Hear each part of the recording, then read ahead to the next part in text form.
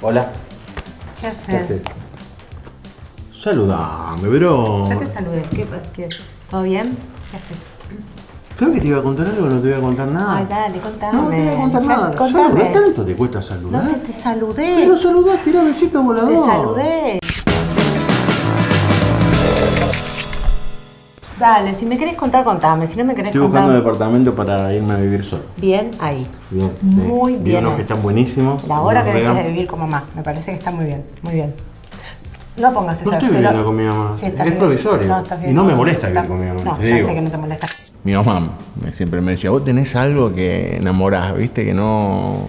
Mi vieja sabe ya. No hables con tu mamá de mí. ¿Me haces ese favor? No hables. No me nombres. Porque no me nombres. Habla de otras cosas. No tenés vida. Habla de otra cosa. No sé. Pues vas a... No, sí, siempre fue un mamero.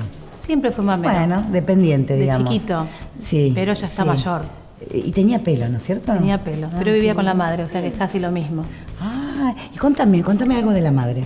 Porque, no, No, sé. bueno, tampoco nos vamos a poner acá a hablar de la madre. No, porque está bien, no queda bien. estamos así. Pero yo intuyo que ellos van a volver a estar juntos. Sí. Yo quiero progresar, mejorar, la vida es una. ¿Cómo no voy a aprender inglés? ¿Cómo no voy a saber italiano? ¿Cómo no voy a saber japonés? ¿Vos seguís? Sí. ¿Te gustó? Está enamorado. Yo estoy bien así. ¿Querés conocerlo? Bueno, un día me invitás, voy. No me cocines, llevo yo algo y ya. Pero voy. Porque está bueno. Bueno. Es un balcón hermoso. No llores. Si llorás, te juro me voy. No, No estoy llorando. no, estamos hablando de un balcón. Nadie llora por un balcón. Nadie llora por un balcón. No llores. ¿Sí? Bueno, te llevo una planta y voy. Ayer en un momento lo miré y dije, un segundo, dije, ay. Y me acordé de lo llorón que es y dije, no.